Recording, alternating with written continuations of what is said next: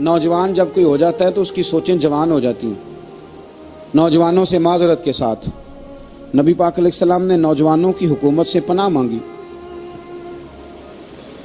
نوجوانوں کی حکومت سے پناہ مانگی ہے اس لیے کہ نوجوان بڑی جلدی پیار بھی کرتا ہے اور بڑی جلدی نفرت بھی کرتا ہے. سوچیں مضبوط نہیں ہوتی. نوجوان آدمی، جوان آدمی، بکھری ہوئی سوچیں ہوتی ہیں. میرے رسول کریم صلی اللہ علیہ وسلم نوجوانوں سے ان کے مزاج کے مطابق ڈیل کرتے تھے، ان کی طبیعت کے مطابق ان کی ذہن سازی کرتے تھے. ہم نہ جوانوں کو وقت نہیں دیتے. ہم مطالبہ کرتے ہیں نوجوان سے کہ وہ ہے نوجوان، باتیں بوڑھوں والی کرے. اگر جوانی میں بوڑھوں والی باتیں کرے تو پھر تو شیخ سعدی کہتے ہیں سارے بوڑھے چھوڑ کے اس نوجوان کے پاس بیٹھو، اس کے پاس فیض زیادہ ہے. اگر ایسا ہو جائے، کیونکہ در جوانی توبہ کردن شیوائے پیغمبری، یہ تو اچھی بات ہے. لیکن میرے عزیز اگر ایسا نہ ہو، ایسا ممکن نہ ہو، تو پھر نوجوان کو آپ اس کی طبیعت کے مطابق ڈیل کریں. آپ اس کی سوچ دیکھیں، اس کا رویہ دیکھیں، اس سے پیار کریں. نبی کریم علیہ السلام کے پاس ایک نوجوان داخل ہوا. اندر داخل ہوتے ہی اس نے فٹافٹ ایک بات کر دی. کہنے لگا یا رسول اللہ مجھے زنا کی اجازت دے دیں. میرے جذبات بہت بھٹک گئے، میں روک نہیں سکتا. ہمارے ہاں ہمارے گھر میں کوئی فون کرے تو ہم غیرت مند بن جاتے ہیں. میری غیرت کو گوارا نہیں کہ کوئی میرے گھر میں فون کرے، اور اگر میں کسی کے گھر میں فون کروں تو پھر غیرت کدھر گئی؟ پھر بھی آپ غیرت مند نہیں صاحب، پھر بھی آپ غیرت مند نہیں. اگر آپ کسی کے گھر فون کرتے ہیں تو آپ غیرت مند نہیں. تو یاد رکھیں اگر آپ یہ حرکت کر رہے ہیں تو پھر آپ کو بھی تھوڑا احساس ہونا چاہیے نا. نبی کریم صلی اللہ تعالی علیہ وسلم سے اس نے کہا مجھے زنا کی اجازت دیں دے. حضور فرمانے لگے آگے آ جاؤ. حضرت عمر کہتے ہیں مجھے بڑا غصہ تھا، میرا دل کر رہا تھا اٹھوں اور 2 تھپڑ ماروں اسے. تو طریقہ ہے بات کرنے کا. حضور نے بلایا، پاس بٹھایا، تھپکی دی. فرمایا ایک بات تو بتا، تیرے سوال کا جواب پھر دیتا ہوں. ایک بات تو بتا. یا رسول اللہ صلی اللہ تعالی وسلم ارشاد فرمائیے. حضور فرمانے لگے تو پسند کرتا ہے کہ تیری بہن کے ساتھ کوئی زنا کرے؟ پسند کرتا ہے تو کہ تیری بہن کے ساتھ کوئی زنا کرے؟ کہنے لگا حضور میں بات بھی سننا پسند نہیں کرتا. تیری بیٹی کے ساتھ؟ کہنے لگا حضور زبان اس کی کھینچ لوں گا جو یہ بات کرے گا. کہا تیری ماں، تیری پھوپھی، خالہ کا؟ حضور خبردار کسی بندے کو میں اجازت نہیں دوں گا. تو رسول کریم فرمانے لگے جس سے تو زنا کی اجازت مانگ رہا ہے وہ بھی تو کسی کی بہن ہے نا، وہ بھی تو کسی کی بیٹی ہے. جو غیرت، جو حمیت تجھے اپنے گھر کے بارے میں آتی ہے وہ دوسرے کے بارے میں کیوں نہیں آتی؟ جب نبی کریم نے اس نوجوان کو اس کے مزاج کے مطابق سمجھایا تو اس کی آنکھوں میں آنسو آ گئے. عرض کرنے لگا یا رسول اللہ صلی اللہ تعالی علیہ وسلم حضور زنا کی ارادہ تو ایک طرف، آج کے بعد میری زبان پر اس کا نام بھی نہیں آئے گا. آپ سامنے والے کی نفسیات کو دیکھیں، آپ اپنے موڈ میں نہ رہیں. مجھے بڑی اچھی طرح یاد ہے ایک دفعہ نا مسجد میں ایک بچے نے نا آدھی بازوؤں کی شرٹ پہن کے نماز پڑھی. ایک بابا جی نے ان کو نا منع کیا، کہنے پورا کپڑے پا کے آیا کر، پتہ نہیں تمہیں؟ وہ کہنے لگا، بچہ کہنے لگا نماز ہو جاتی ہے، بازو آپ فولڈ کر کے ایسے کر کے، بڑے بازو فولڈ کر کے پڑھیں گے تو کراہت ہے، لیکن ویسے بھی آدھے بازوؤں والی شرٹ میں نماز ہو جاتی ہے. لیکن اچھا عمل نہیں، اچھا یہی ہے کہ آپ کے بازو پورے ہوں. تو بزرگ ان سے کہنے پورے کپڑے پہنو. کہنے لگا بھائی ہو جاتی ہے نماز، میں بھی تھا. تو مجھے انہوں نے کہا جی حضرت صاحب بات سننا. میں نے کہا جی حکم. کہنے لگے ان کپڑوں میں نماز ہو جاتی ہے؟ میں نے کہا جی ہو جاتی ہے. کہتے لگتا ہے منڈا چودھریاں دا ہے، منڈا لگتا ہے چودھریاں دا. فٹافٹ اسی وقت انہی پیروں پہ میں کہا جی ہے واقعی چودھریاں دا بچہ. لیکن مسئلہ یہ ہے کہ دین چودھری کے لیے بھی وہی ہے اور غریب کے لیے بھی. تو آپ اس بچے بیچارے کو اندر آنے تو دیں، اس کو مسجد میں داخل ہونے دیں، انشاءاللہ کپڑے بھی ٹھیک پہن کے آ ہی جائے گا. لیکن ہم نے تو ذہن بنا لیا ہے کہ ہم نے اپنی مرضی کے مطابق لوگوں کو قابو کرنا ہے. ہم لوگوں کی ذہن کے مطابق اترنے کو تیار نہیں، بس سارے میرے مطابق چلیں. یہ تو بات کو پیشوا کرے گا، مقتدا کرے گا، وہ بھی سمجھائے گا. رسول کریم علیہ الصلوۃ والسلام لوگوں کو جبرن نہیں جھکاتے تھے، حضور دلائل دیتے تھے. نوجوان بچوں کو موقع دیں، انہیں سمجھائیں، انہیں قائل کریں، ان سے پیار کریں، ان کی نفسیات کو سمجھیں، اس کے مطابق ان کے ساتھ آپ ڈیل کریں، پھر آگے بڑھیں. عورتوں کے بارے میں میرے نبی کریم علیہ السلام نے بڑی نصیحت فرمائی ہے. محبوب کریم فرمانے لگے عورت ٹیڑھی پسلی سے پیدا کی گئی ہے, سیدھا کرنا چاہو گے ٹوٹ جائے گی, یہ جیسی ہے اس کے ساتھ ویسے ہی گزارا کرو, اس کی نفسیات کو سمجھ جاؤ. عورت تھوڑا سا چاہتی ہے کہ وہ کھانا پکائے تو اس کی تعریف کر دی جائے, تو بھائی کھڑی ہے صبح سے باورچی خانے میں, 2 لفظ بولنے میں کوئی حرج ہے؟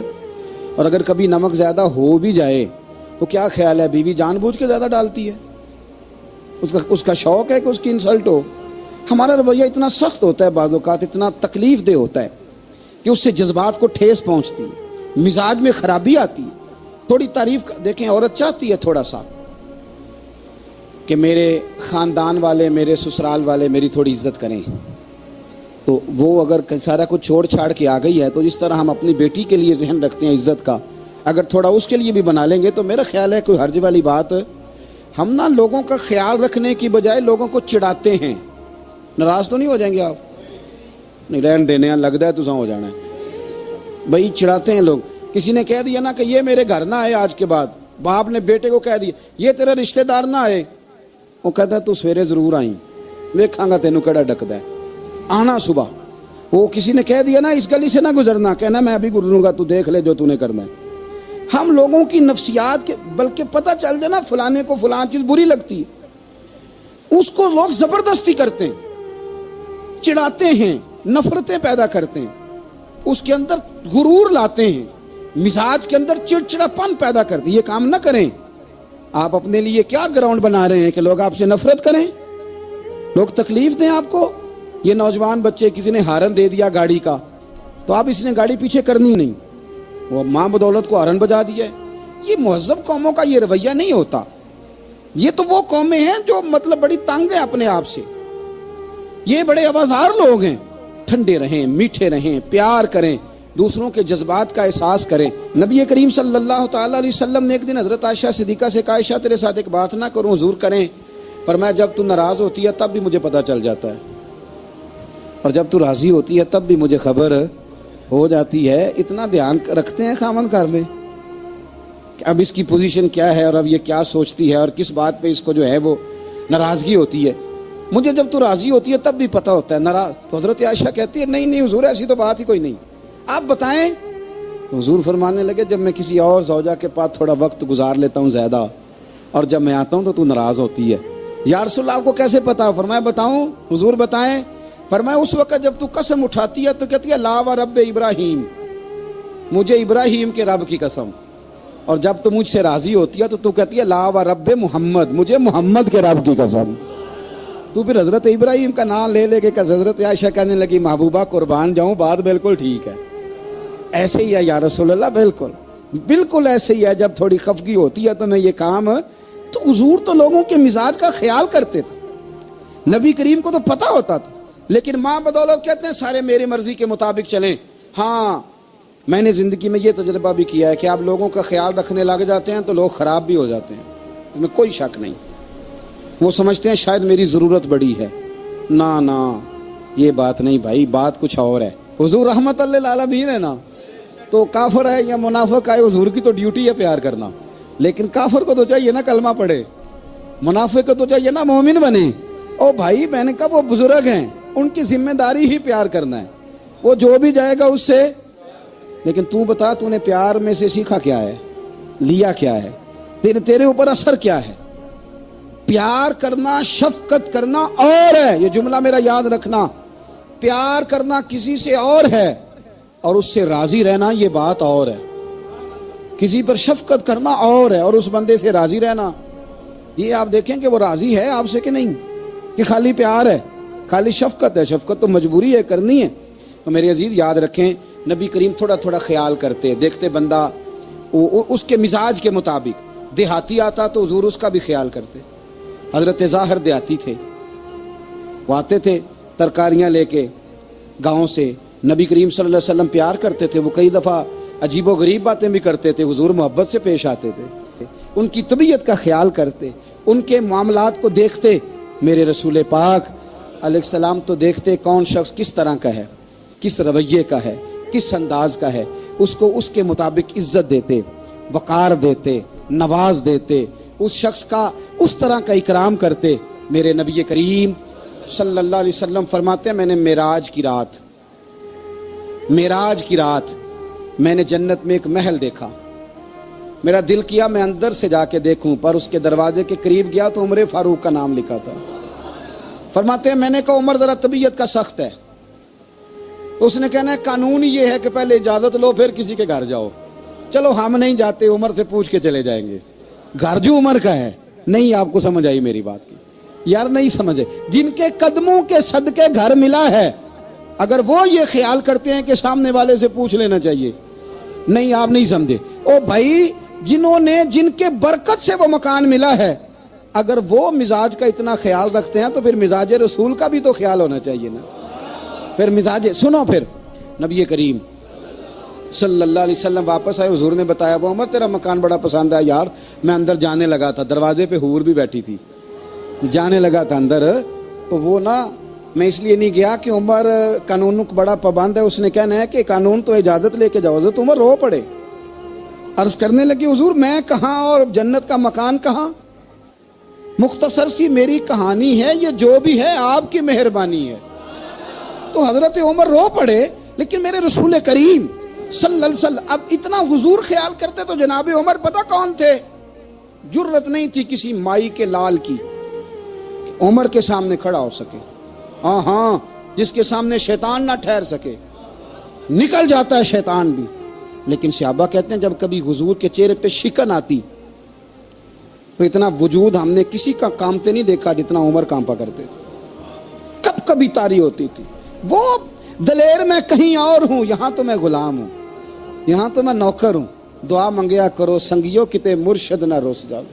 رو پڑتے. اور طریقہ کیا ہوتا, زمین پہ کونیاں رکھ کے نا, کونیاں گھٹنے, اب میں آپ کو کر کے کیسے دکھاؤں, حدیث صحیح میں موجود. یہ کونیاں زمین پہ رکھ کے نا, جیسے بچے نہیں چلتے, کونیاں دونوں زمین پہ حضرت عمر رکھ دیتے اور یوں کونیاں رکھ کے تو یوں ہاتھ باندھ دیتے حضور کے سامنے, نیچے کونیاں اور ہاتھ باندھتے اور پھر روتے. جب حضور ناراض ہوتے تو کسی اور سے ناراض ہے نبی پاک, عمر سے نہیں, تو یوں دونوں ہاتھ بچھا دیتے, یوں ہاتھ باندھتے اور کہتے رضیت باللہ ربا وبالاسلام دینم ونبینا محمد صلی اللہ علیہ وسلم. یا رسول اللہ میں بڑا راضی ہوں کہ اللہ میرا رب ہے. حضور میں بڑا راضی ہوں, حضور میں بڑا راضی ہوں کہ اسلام میرا دین ہے. و محمد نبیم و رسولہ, اور میں بڑا راضی ہوں کہ اللہ نے محمد کو نبی اور رسول بنایا. حضور بڑا راضی ہوں, مہربانی فرما, بڑا راضی. یہاں پیر سید علی حسین شاہ صاحب اشرفی رحمۃ اللہ علیہ کچوشا شریف کے بزرگ تھے, اور شان یہ تھی کہ چہرہ غوث پاک سے ملتا تھا. وہ تھوڑا سما کے قائل تھے, سما کے, یعنی وہ والا سما نہیں جو اب ڈھول ڈمکے کے ساتھ ہوتا ہے. کچھ اس میں اشعار پڑے جاتے تھے, اور بعض ایسے شعر تھے جن پر باپ بزرگ کہتے تھے نہیں ہونے چاہیے, یہ رائے کا اختلاف. ان کے یہاں ایک خلیفہ تھے سید ابو البرکات شاہ صاحب, مفتی اعظم پاکستان. وہ خلیفہ ہیں لیکن بڑے عالم تھے. سید صاحب یہاں آئے تو لوگوں نے کہا حضور کو شعر پڑھیں, تو آپ فرمانے لگے یہ میرا مرید مفتی اعظم ہے, یہ منع کرتا ہے, یہ ان باتوں سے منع کرتا ہے, تو یہاں نہیں پڑھنے. لوگوں نے کہا حضور مرید کی بھی ماننی ہے, میں نرا مرید نہیں مفتی بھی تو ہے نا, قرآن و سنت کی روشنی میں منع کرتا ہے. تو اتنا لوگ خیال کر لیتے تھے دوسروں کے مزاج, اور یارو ہم تو بوجھ بنتے ہیں, ہم تو چڑھاتے ہیں جس کے, اور میں دیکھتا ہوں دنیا چڑھ چڑھ کے پاگل ہو گئی, چڑھاتے ہیں ایک دوسرے کو, تکلیف دیتے ہیں, اذیت میں مبتلا کرتے ہیں. ہم لوگوں نے اب تھپڑ مارنے بند کر دیے ہوئے ہیں, اب ہم ڈنڈے نہیں مارتے, اب ہم نفسیاتی تکلیفیں دیتے ہیں, نفسیاتی ذہنی طور پر ٹارچر کرتے ہیں. ہم لوگوں کو اتنا تکلیف میں مبتلا کرتے ہیں کہ لوگ پاگل ہونے کے قریب آ جاتے, خودکشیاں ہونے لگی ہیں. اگر ہم نفسیاتی طور پر پیار کریں, سامنے والے کو ذرا عزت دیں, ذرا اس کے جذبات کا خیال کریں, ذرا اس کی طبیعت کے مطابق چلے, ذرا تھوڑا سا محبت کر لیں, پیار کر لیں, بڑی دنیا بچ جائے گی, بڑے سارے لوگ قریب آ جائیں گے. میرے رسول پاک علیہ الصلوۃ والسلام نا بمنزلہ طاقت کے بوجھ ڈالتے تھے, بمنزلہ طاقت کے. حضور نام لے کے بھی کہہ سکتے تھے عبد الرحمن تو مالدار ہے, دے اتنے پیسے جہاد میں, عمر تو مالدار ہے, دے پیسے, عثمان غنی دے, یہ نہیں حضور نے کبھی فرمایا. اعلان کر دیا بھئی جہاد کا موقع ہے, اپنا اپنا حصہ ڈالو. حضور کسی شخص پر کوئی بوجھ, اپنے آپ کو بوجھ نہ بنائیں. اسلام نفسیاتی مسائل کا حل بتاتا ہے. کہ آپ پیار کریں. میں اکثر کہتا ہوں کہ ہمارے گھروں میں بہت سارے بیمار ایسے ہیں جنہیں دوائی کی نہیں ہماری توجہ کی ضرورت ہے. بہت سارے بیمار اس قسم کے ہیں جنہیں صرف آپ کی مسکراہٹ کی ضرورت ہے, جنہیں صرف آپ کا دھیان رکھنے کی ضرورت ہے. آپ تھوڑا دھیان کریں, تھوڑا پیار کریں. اگر آپ کو لگتا ہے نا کہ سامنے والے کے مکان کے آگے کوڑا پھینکنے سے اس کو ذہنی اذیت ہوتی ہے, تو خدا را آپ کو پتہ ہے مسلمان خوش ہو جائے تو اللہ بھی خوش ہو جاتا ہے. اور حضور فرماتے ہیں مسلمان کو تکلیف ہو تو مجھے بھی تکلیف ہوتی. اس لیے ایک تو اپنے آپ کو خود مطمئن کریں, دوسروں سے مطالبہ نہ کریں, اور آپ کوشش کریں دوسروں کے مزاج کے مطابق, ان کی طبیعت کے مطابق, آپ شرعی تقاضوں کے اندر رہ کے آپ کوشش کریں کہ سامنے والا ہماری وجہ سے چڑے نہ, اسے اذیت نہ پہنچے, اسے تکلیف نہ ہو. اے ایمان والو, بہت سارے گمانوں سے, بہت سارے خیالوں سے بچو. فرمایا بعض گمان بھی, بعض خیال بھی گناہ ہیں. کیسے بچیں؟ فرمایا ولا تجسسوا, یہ جاسوسی چھوڑ دو. یہ کسی کی باتوں, چھپی ہوئی باتوں کو تلاش کرنا چھوڑ دو. اس سے تم گمانوں سے بچو گے, وسوسوں سے بچو گے, خیالات سے بچو گے. نفسیاتی طور پر جو لوگ پاک صاف ہوتے ہیں نا, ان کی زندگی مطمئن ہوتی ہے.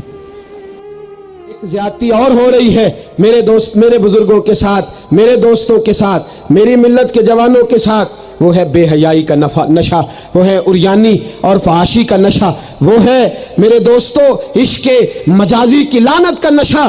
ہر بچے کے ہاتھ میں موبائل ہے, ہمیں پتہ ہے وہ ٹیلی فون بھی کرتا ہے, ہمیں پتہ ہے وہ گندے میسج بھی کرتا ہے, ہمیں خبر ہے وہ کئی برائیوں کے اندر مبتلا ہو گیا ہے, ہم جانتے ہیں وہ کئی قسم کے مسائل کا شکار ہے.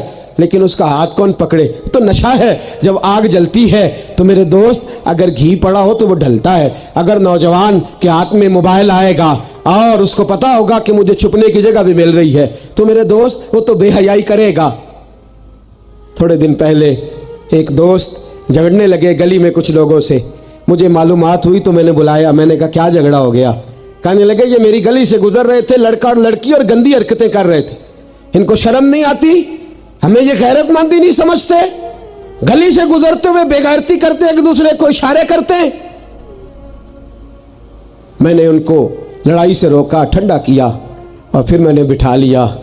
میں نے کہا ناراض نہ ہونا, تو میرا دوست ہے, تجھے کڑوی گولی دے کے شفا کرنا میرا حق بنتا ہے. میں نے کہا ایک مجھے بات تو بتا, گلی کے باہر کو لڑکا لڑکی حرکت کریں تو وہ تو بے غیرتی ہوئی, اور اگر بیڈ روم کے اندر ٹی وی پہ یہ کام ہو, تو اگر موبائل کے اندر یہ ہو, تو پھر تیری میری غیرت کدھر گئی؟ پھر تو اور میں کہاں کھڑے ہوتے؟ بتا نا. جب گھر کے اندر ہماری چار دیواری کے اندر دروازے پہ تو غیرت مند بن گیا, میں محلے میں نہیں کرنے دوں گا, میں گلی میں نہیں کرنے دوں گا. اور کیا اس وقت بھی تو نے موبائل توڑا ہے جب تیرے موبائل کے اندر یہ گند ہوتا ہے؟ کیا اس وقت بھی تو نے ایل سی ڈی توڑی ہے؟ کیا کبھی کسی تو نے لا کر کے ٹی وی کو زمین پہ پٹکا ہے کہ یہ گند ہے, میں غیرت مند ہوں, میں یہ بے غیرتی نہیں ہونے دوں گا؟ اس وقت غیرت کہاں جاتی ہے؟ اس وقت ہم کیا اس وقت ہمارے اندر یہ جذبہ نہیں ہوتا؟ سن, میرے رسول پاک صلی اللہ علیہ وسلم نے فرمایا نظر شیطان کے تیروں میں سے پہلا تیر ہے. ایک نوجوان نے کہا تھا یا رسول اللہ مجھے نماز میں لذت نہیں ملتی. میرے حبیب نے فرمایا تو اپنی آنکھ کو پاک کر لے, اللہ تیری نماز میں لذت پیدا فرما دے گا. آنکھ کو پاک کر لے. اور میری ملت کی بیٹیاں, میری بہنیں, میری مائیں, سن لے, سن لے, ان کو گھر کے اندر رہیں گی تو باعزت رہیں گی. حقوق نسواں کا بل ہو یا کوئی اور تماشا ہو, یاد رکھ جتنا مرضی آگے نکل جا اور جتنی مرضی تو اینکر پرسنوں کی باتیں سن لے, تجھے عزت اگر دے سکتے ہیں تو سیدہ عائشہ کے سر کے تاج ہی دے سکتے ہیں, اور تجھے وقار ملے گا تو سیدہ فاطمہ کے بابا کے پاس سے ملے گا. میرے رسول پاک صلی اللہ علیہ وسلم نے کہا تھا بیٹیوں گھر میں ٹھہری رہنا, بیٹیوں گھر کے اندر رہنا.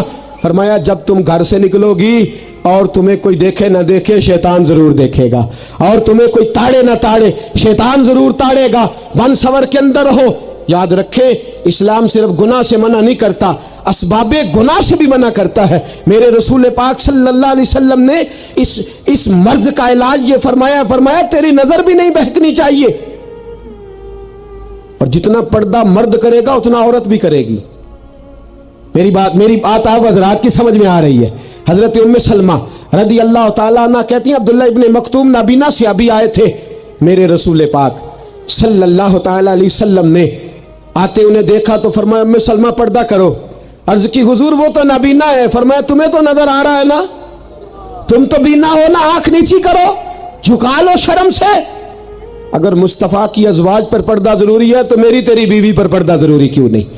اگر رسول اللہ کی بیٹی پر پردہ ضروری ہے تو میری تیری بیٹی پر پردہ کیوں ضروری نہیں؟ آج کو ایجوکیشن کے نام پر, عورت کو خود مختار بنانے کے نام پر عورت کو, اور عورت یاد رکھے باہر جا کے پیسہ کما کے لانے میں اس کی عزت نہیں, بختیار کاکی کی ماں بننے میں اس کی عزت ہے, فرید الدین کو دودھ پلانے میں اس کی عزت ہے, احمد رضا بریلوی تعمیر کرنے میں اس کی عزت ہے, غوث اعظم جیلانی جیسا شہزادہ بنانے میں اس کی عزت ہے.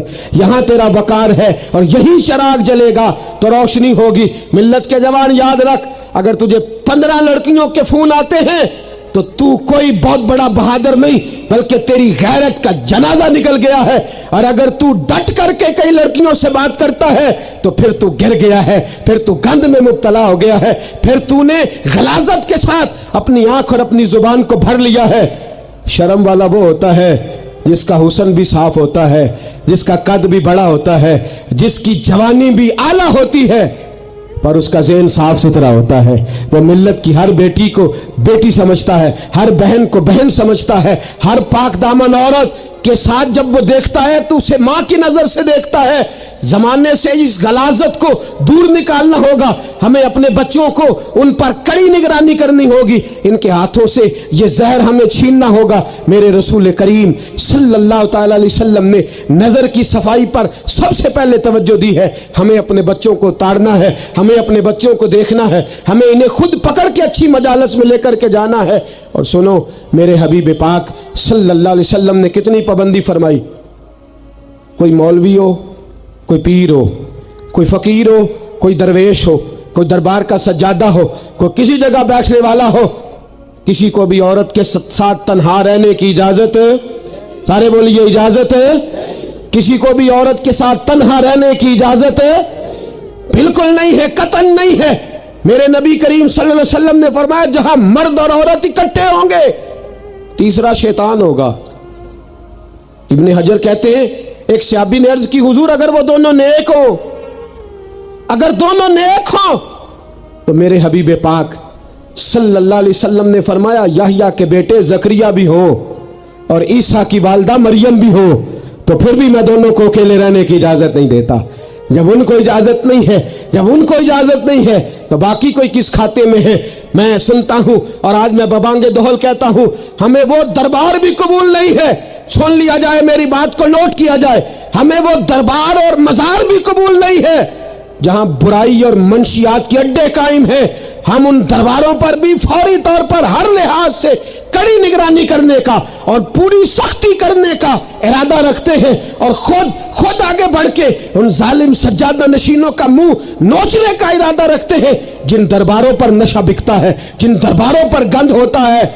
دربار تو ایسے ہوتے ہیں کہ داتا علی اجویری رحمت اللہ علیہ کا دربار ہو پر چاروں جانب قرآن پاک کی تلاوت ہو رہی ہو, جمعہ اتنا بڑا ہوتا ہو کہ لاہور میں اتنا بڑا جمعہ ہی اور کوئی نہ ہو, درس حدیث ہوتا ہو, درس نظامی کا مدرسہ قائم ہو, اور عورتوں کا جانا الگ ہو, مردوں کا جانا الگ ہو, پوری شریعت کی پابندی ہو, پھر کسی دربار پر جانے کی اجازت ہے, پر نہ کوئی کسی جگہ بھی کسی بھی لحاظ سے کبھی نہ جائے. میرے عزیزو, منشیات کے خلاف جہاد, بے حیائی, عریانی, فحاشی, ملت کا جوان اب اپنی نظر کو چھپانا سیکھ جائے. اور میرے دوست دیکھنا, بیٹیوں کو خطرہ کس سے ہے؟ یہاں ہندو بھی کوئی نہیں, سکھ بھی کوئی نہیں, آریہ بھی کوئی نہیں, بدھ مت بھی کوئی نہیں, یہاں عیسائی بھی اقلیت میں, یہاں یہودی بھی کوئی نہیں, لیکن پھر بھی بیٹیوں کی اگر شرم و حیا محفوظ نہ ہو. حدیث سنانے لگا ہوں, حدیث ہے, حدیث رسول ہے. جوان خاص کر کے ذرا میری بات پہ توجہ کرے اور بزرگ خاص کر توجہ کرے جنہوں نے تربیت کرنی ہے. سنے, حضور کی بارگاہ میں ایک نوجوان آیا ہے, یہ سنگ میل ہے حدیث, اس کو یاد رکھنا. عرض کی حضور میں سارے گناہ چھوڑ سکتا ہوں, زنا نہیں چھوڑتا. حضور مجھے زنا کی اجازت ہونی چاہیے. میرے حبیب نے تھپکی دی, بٹھا لیا. میں کہتا ہوں حضور نے گناہگاروں کو معاشرے سے کاٹا نہیں, ان کی تربیت فرمائی ہے, ان کی تربیت فرمائی ہے, ان کو قریب فرمایا. میرے حبیب کریم صلی اللہ علیہ وسلم نے فرمایا ادھر آپ بیٹھ جا, بیٹھ گئے. हुजूर ने फरमाया तू पसंद करता है तेरी माँ के साथ कोई बदकारी करे? हुजूर नहीं. फरमाया तू पसंद करता है तेरी बेटी के साथ कोई बदकारी करे? या रसूलल्लाह मैं आंखें निकाल दूंगा. हुजूर ने फरमाया तू पसंद करता है तेरी बहन के साथ? हुजूर मैं काट डालूंगा वो हाथ जो मेरी बहन की तरफ उठेंगे. फरमाया तू पसंद करता है कि तेरी खाला फूफी ममानी की तरफ कोई ऐसी हरकत करे? हुजूर मैं काट के रख दूंगा उन लोगों को जो बात भी करेंगे. मेरे हबीब ने फरमाया अच्छा, जिसके साथ तू बदकारी की इजाजत मांग रहा है वो किसी की मां नहीं लगती, वो किसी की बहन नहीं लगती, वो किसी की बेटी नहीं होगी? याद रखे मुल्ला जलालुद्दीन रूमी 1, इमाम गजाली 2, आला हजरत फाजले बरेलवी 3. बुजुर्ग मुतफिका तौर पर लिखते हैं, फरमाते हैं जो गंद के साथ दूसरे घर में ताड़ता है वो अपने घर की खैर मना ले. जो गंदी नजर दूसरों पर रखता है वो अपने घर की खैर मना ले. इसलिए कि जो जुर्म वो किसी के खाते में डालेगा वो सजा बन के उसके घर की तरफ लौटा दिया जाएगा. जो बदकारी वो किसी के खाते में डालेगा वो सजा बन के अल्लाह उसके घर की तरफ लौटा देगा. अगर अपने घर को पाक रखना चाहते हो तो दूसरों की तरफ पाक नजर रखनी शुरू कर दो. अगर चाहते हो कि तेरा घर अजीब मामला है ना, बेटे को तो पसंद की शादी की इजाजत है तो बेटी को इजाजत क्यों नहीं? अगर तेरा बेटा पसंद की शादी करेगा तो याद रखना फिर जब किसी की बेटी ये लफ्ज बोलती है फिर इज्जतों के जनाजे निकलते हैं, फिर उरियानी फहाशी का जो है वो कलक लगता है माथे पर. फिर याद रखना चारों जानिब से रुसवाइयां तेरा नसीबा होती है. अगर तू बेटी को रोकना चाहता है तो बेटे का हाथ पकड़. अगर तू बेटी को साफ रखना चाहता है तो बेटे को शर्म हया की चादर उड़ा. अगर तू बेटियों के किरदार की हिफाजत करना चाहता है तो पहले बेटे को पाबंद शरीयत बना, पहले इसकी तरफ